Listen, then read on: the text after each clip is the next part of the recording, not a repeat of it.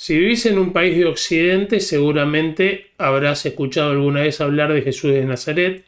Seguramente también has escuchado que los relatos acerca de la vida de Jesús se los llama evangelios. Muy probablemente también sabés que hay algunos de estos evangelios que son la versión oficial o, más correctamente, los evangelios canónicos, que son 4: Mateo, Marcos, Lucas y Juan. Y bueno, lo que vamos a ver un poco en este video es qué podemos decir acerca de los evangelios. No te voy a hablar de Jesucristo en sí, sino acerca de los libros que tenemos que nos hablan de Jesucristo y qué podemos saber acerca de estos libros. Cómo se formaron, quién los escribió, cuáles fueron las fuentes, etc. Soy Gustavo Dior, farmacéutico, docente, licenciado en educación religiosa y apasionado de la tecnología y de los videojuegos. En este canal hablo un poco de todo eso, pero hoy te voy a hablar de los evangelios. Empecemos. Bien, como dijimos, lo primero que vamos a decir es que los evangelios son 4.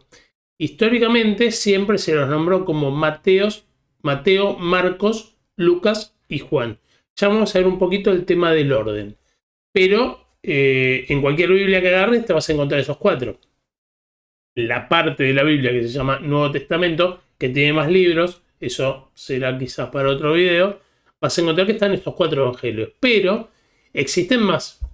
Y estos 4 evangelios son los evangelios canónicos, son los evangelios que acepta la Iglesia Católica, la Iglesia Ortodoxa y todas las iglesias cristianas. No hay prácticamente ninguna iglesia que acepte ningún evangelio apócrifo, que estos son los otros evangelios que no son los oficiales, son los que no son aceptados como válidos. Y la realidad es que todos estos evangelios que surgieron a lo largo de los primeros siglos, vamos a ver que los evangelios canónicos son los más antiguos, los apócrifos la mayoría son posteriores. La realidad es que los apócrifos no tienen ni un gran valor teológico, ni histórico, ni narrativo siquiera. La mayoría son difíciles de leer. Son evangelios de una corriente cristiana que existió en los primeros siglos, que se llamó gnosticismo. En su mayoría son todos evangelios gnósticos, y algunos aportan datos, la mayoría muy dudosos, acerca de la vida de Jesús y de las personas que estaban alrededor de él, que no conoceríamos si no fuese por estos evangelios apócrifos, y que son más dudosos o de menor calidad histórica, estos datos. Bien, acerca de los 4 evangelios canónicos, dijimos que son, si agarrás la Biblia, te los vas a poner a mirar. Primero aparece Mateo, en segundo lugar aparece Marcos, en tercer lugar Lucas y en cuarto lugar Juan. Y esto daría a pensar que este es el orden cronológico. Sin embargo, no es así. Están puestos así porque antiguamente se creía que era así. O en realidad no es que se creía que era así, sino se creía algo que un poco se fue perdiendo y ahora está como una teoría. Esta cuestión de que el primero fue Mateo. Sabemos actualmente que de estos 4 libros que tenemos, así como están ahora, el primero en escribirse fue Marcos y se escribió alrededor de los años 60. Hay quienes hablan del año 63, 65 y hay quienes que lo llevan hasta el año 70. Pero entre el 60 y el 70, y el consenso que es el evangelio más antiguo, inclusive que sirvió de fuente a los otros. Cuando digo los otros sería Marcos y Lucas. De Juan hablaremos después.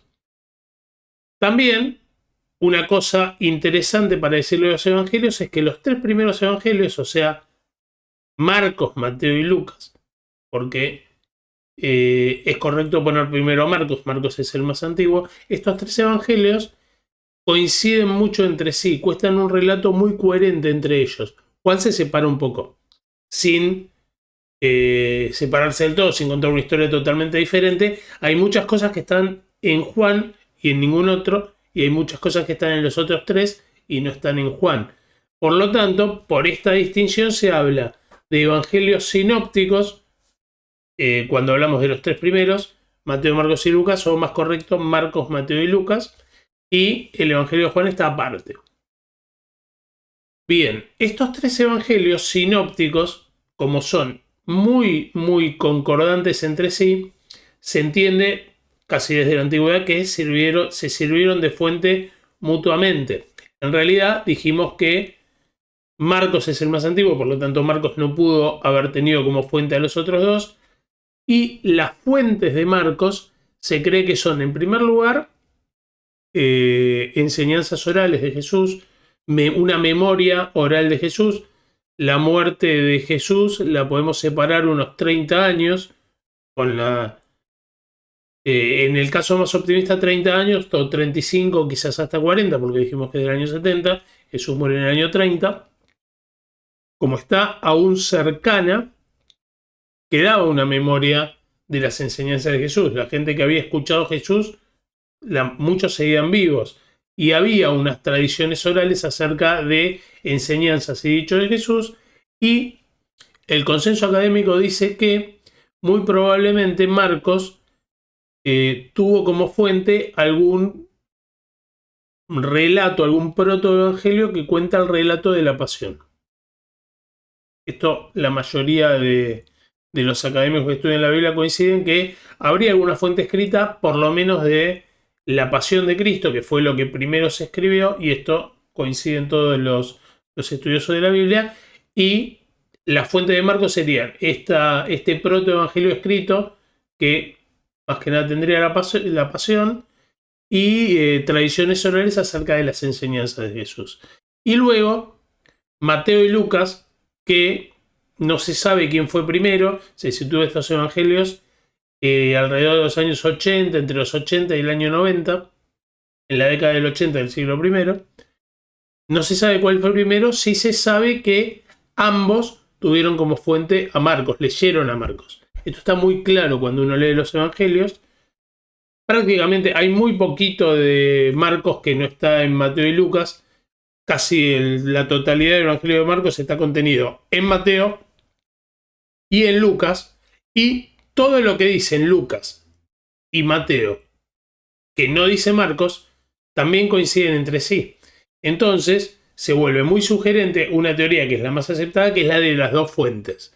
O sea, que Mateo y Lucas tuvieron como fuente a Marcos y que tuvieron otra fuente, que es lo que se conoce como fuente Q, que es una hipótesis, la fuente Q no está, pero como ambos contienen todo el Evangelio de Mateo y además de esto, ambos cuentan un montón de cosas sobre la vida de Jesús que coinciden en los dos, se vuelve casi obvio de que tuvieron una fuente en común, que sería esta fuente Q. La fuente Q sería una colección de dichos de Jesús, de dichos y hechos alrededor de la vida de Jesús, que no se ha encontrado, pero que se puede reconstruir en base al análisis filológico de los evangelios de Mateo y Lucas.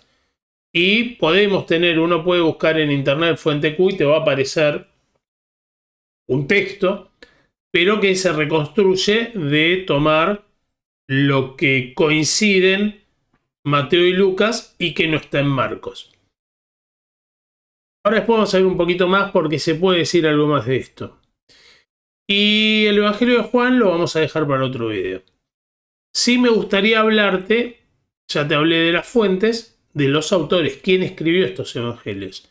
Y para esto, primero vamos a decir que la mayoría de los académicos ahora te van a decir que ni Mateo, ni Marcos, ni Lucas fueron ellos mismos quienes lo escribieron. Que estos relatos circularon primero en forma anónima y que se les puso los nombres de estas personas notables para los cristianos a posterioridad. O sea, por la iglesia, siglos después, se le pusieron estos nombres. Sin embargo, que no lo hayan escrito de su puño y letra no quiere decir que no sean los autores. Y ahora me vas a entender por qué. Y no quiere decir que lo hayan dictado tampoco. Probablemente estos evangelios, los tres, han surgido de escuelas o de tradiciones de iglesias. Por ejemplo, podemos decir que los seguidores de Marcos, que escucharon la predicación de Marcos, que escucharon lo que decía Marcos de Jesús y cómo predicaba, probablemente hayan recogido todo lo que habían escuchado de Marcos y alguien lo haya puesto por escrito, que fue un seguidor, alguien posterior. Sin embargo, lo que puso por escrito es lo que contaba Marcos. Entonces, por eso es que en ese momento existía este fenómeno, porque esto era común y pasaba muy frecuentemente, que se recogían las enseñanzas de un maestro, se volcaban por escrito y se le daba como nombre del autor al maestro, no a quien lo escribió. Por más que no haya sido dictado, por más que el escritor, el escriba, haya hecho una composición de la obra, la hizo recordando las enseñanzas que había recibido de este maestro, que es a quien le pone el nombre a la obra escrita. Esto, como dije, es muy común, es el fenómeno de pseudoepigrafía y no invalida la autoría. Porque el modo que se transmitía el conocimiento en la antigüedad era diferente. O sea, la predicación se repetía, se recitaba, había muchas fórmulas que se recitaban de memoria, entonces se recogía casi en forma literal, por más que fuese una tradición oral. Obviamente que habrá habido deformaciones y esto tiene que ver con la distancia que hay entre la predicación y la escritura. Si lo escribió alguien que lo oyó directamente, muy probablemente tenga una obra que recoge muy fielmente esta enseñanza oral del maestro. Y esto pasa con los tres, en realidad pasa con los 4 evangelios.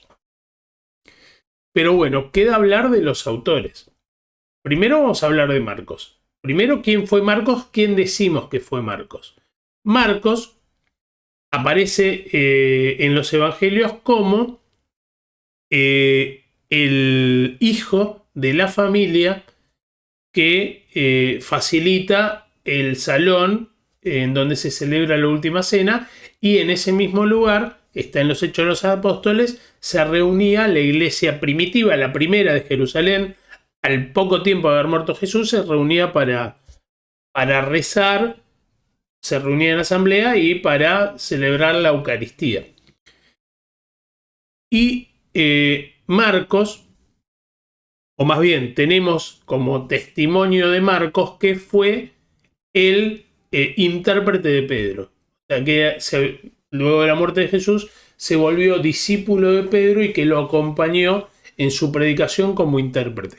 Esto lo tenemos por el testimonio de un obispo que se llamó Papías de Hierápolis, del cual tenemos fragmentos de una obra que escribió, que no llegó hasta nosotros, que está en la Historia Eclesiástica. Esto lo dije también en otro video. Papías dice que Marcos fue el intérprete de Pedro y que escribió un evangelio. En cuanto a Mateo, ¿quién era Mateo? Mateo está relatado en los evangelios como discípulo de Jesús, era el cobrador de impuestos. Y bueno, el discípulo, se relata que Mateo escribía. Hay tradiciones que hablan de que Mateo hubiese escrito un protoevangelio en hebreo, y esto también lo dice Papías, pero bueno, está perdido. El Mateo que tenemos actualmente se sabe por el estudio textual, por el análisis textual de la obra, que está escrito en griego. O sea, que no es una traducción de un primer evangelio que hubiese estado escrito en hebreo o en arameo y que se tradujo, no, que se escribió directamente en griego. En cuanto a Lucas, Lucas aparece en los Hechos de los Apóstoles, que los escribió él mismo igualmente, como el compañero de Pablo, compañero de viaje de Pablo y un discípulo de Pablo. Se lo describe como médico y sería segunda generación de cristianos. O sea, sería muy joven él, seguidor de Pablo, y luego de la muerte de Pablo escribió su evangelio. Entonces podemos afirmar que, si bien apóstoles directos de Jesús que escribieron un evangelio, tenemos a Juan, del cual vamos a hablar en otro video, porque el evangelio de Juan amerita otro video, pero apóstoles de Jesús tenemos en forma directa a Juan y a Mateo, pero Marcos y Lucas indirectamente también están escritos por apóstoles de Jesús, porque ya dijimos que Marcos recoge las enseñanzas de Pedro, porque era el intérprete de Pedro. Entonces, muy probablemente, lo que Marcos cuenta lo escucha de Pedro, y Lucas, como era discípulo de Pablo, todo lo que cuenta muy probablemente lo escuchaba como enseñanzas de Pablo. Pablo sabemos que no fue uno de los 12 y que la experiencia que tuvo Pablo de Jesús es post-pascual. Pablo conoció al Jesús glorificado, al Jesús resucitado, pero bueno, eso también lo aclararemos en otro video. Hasta acá llegamos con este video, espero que te haya gustado, espero haber sido claro en los conceptos que quise expresar, que hayas aprendido algo sobre los evangelios y que te haya quedado algo. Poneme en los comentarios qué opinas, qué te pareció y si te gustaría que profundice un poco más en alguno de los temas que estuve tratando. Nada más, soy Gustavo Dior. Te pido que dejes un like, que comentes, que lo compartas y que te suscribas. Hasta el próximo video y ¡chau!